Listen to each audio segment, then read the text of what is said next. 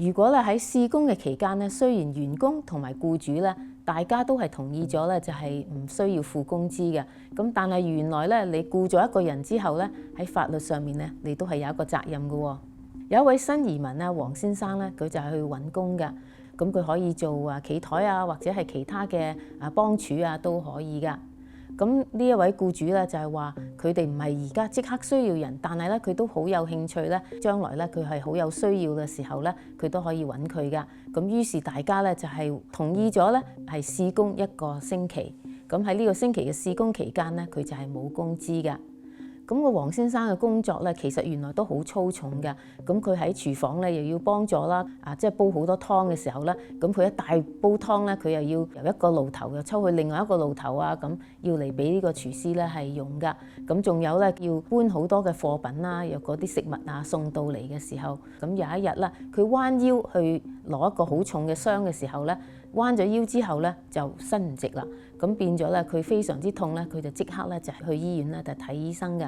咁黃先生咧佢又唔係正式員工啦，咁而且口頭承諾咗咧話佢唔收工資嘅。咁喺個情況之下，佢嘅工資點樣處理？同埋咧佢而家受咗傷咯，咁又應該點樣辦理呢？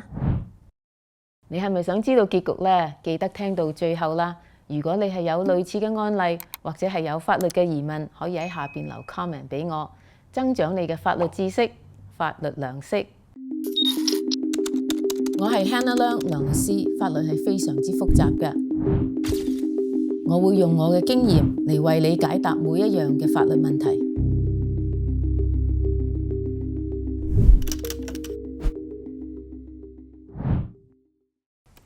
咁如果老闆出糧咧係少過你實際工作咗嘅時間嘅工資嘅話，咁樣係咪合法同埋算唔算係呢個偷工資呢？最基本嘅大前提咧就係僱主咧一定要係俾晒足糧啦。咁如果你係做咗10個鐘，但係咧公司只係俾你8個鐘嘅人工嘅時候咧，咁樣咧呢一個佢俾唔足嘅工資咧，當然咧亦係算係呢個偷工資嘅。咁有啲公司咧就係註明你只能做8個鐘嘅啫，你係唔可以 OT 嘅。咁雖然佢係明文係咁講，但係如果你真正係有做咗10個鐘嘅時候咧，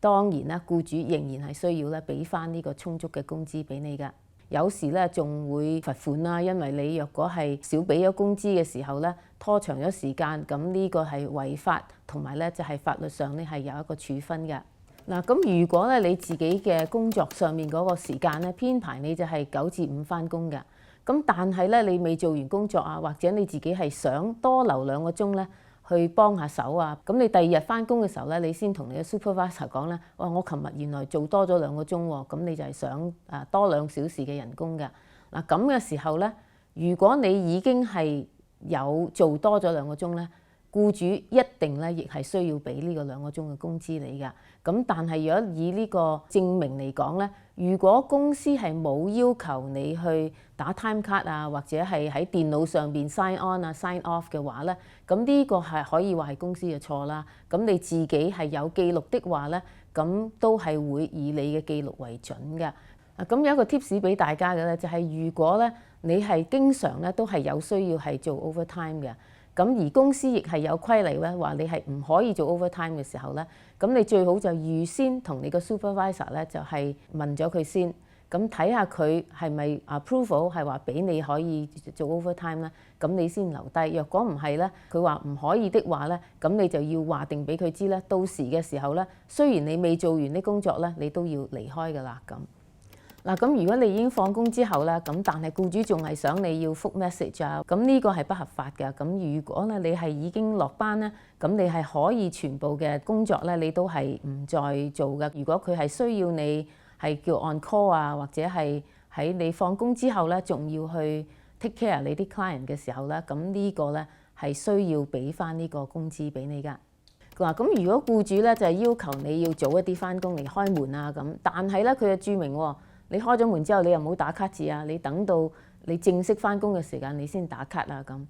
樣咧，原來呢個係唔可以嘅。就算咧你已經係咁做咗啦，但係咧你記錄翻晒你每一日早返咗嘅時間嘅話咧，咁你有咗呢個好嘅記錄咧，你仍然以後咧都仲可以去追討翻欠咗嘅工資嘅。嗱，咁如果咧你喺公司咧就好多工人咧，咁公司就註明每一個人都唔可以有加班。咁但係咧工作上面嚟講咧，佢又真係個個都有 OT 嘅。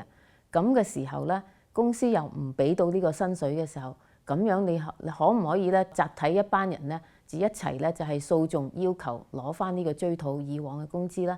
咁你呢個係可以㗎。咁如果你係一個part time 嘅工人啦，又或者現在係未有呢個移民身份嘅，或者你係用緊現金出糧㗎，咁到後來咧你係同僱主有呢個衝突嘅話咧，咁僱主話我就唔俾人工你啦，或者你做多咗時間，但係咧我都冇叫你做嘅，咁我唔出糧俾你啦。咁無論你係任何身份啦，就算係 part time 啊，你未有移民身份啊等等啦，咁你都係可以咧，就係攞翻呢一個佢欠咗你嘅薪水嘅。咁尤其是就算係現金嚟講咧，你都係有證據嘅時候咧，你都係可以追討翻嘅。嗱，咁如果你去試工嘅時候咧，咁個僱主又真係首先已經同你講咗啦，我哋因為係試工咧，就只係俾你係低過呢個最低工資嘅限制，或者每日只係50蚊啊，咁你就算做8個鐘咧，都係咁多錢嘅啫。咁雖然你係預先同佢講咗啦，或者可能呢個工人咧都已經係答應咗，而且亦翻咗工，同埋攞埋你嗰啲錢啦，走咗啦。原來之後咧，佢仲可以翻轉頭咧，就係話你係俾少咗工資佢嘅。咁所以咧，最緊要記得嘅咧，就係員工做咗嘅工作時間咧，你都要俾翻充足嘅工資俾佢。咁咧，呢個就係最安全嘅計劃啦。咁如果咧你已經離職咗咧，就係半年嘅時間啦。咁而家你自己咧睇翻你嘅記錄之後咧，先至知道咧原來咧個工資係俾少咗你㗎。喺加州呢個法例嚟講咧，你係可以追討翻過去嘅3至4年嘅欠缺嘅工資嘅。咁所以如果係有欠糧嘅話啦，或者係不充足嘅薪金嘅時候咧，你都仲係可以追討翻嘅。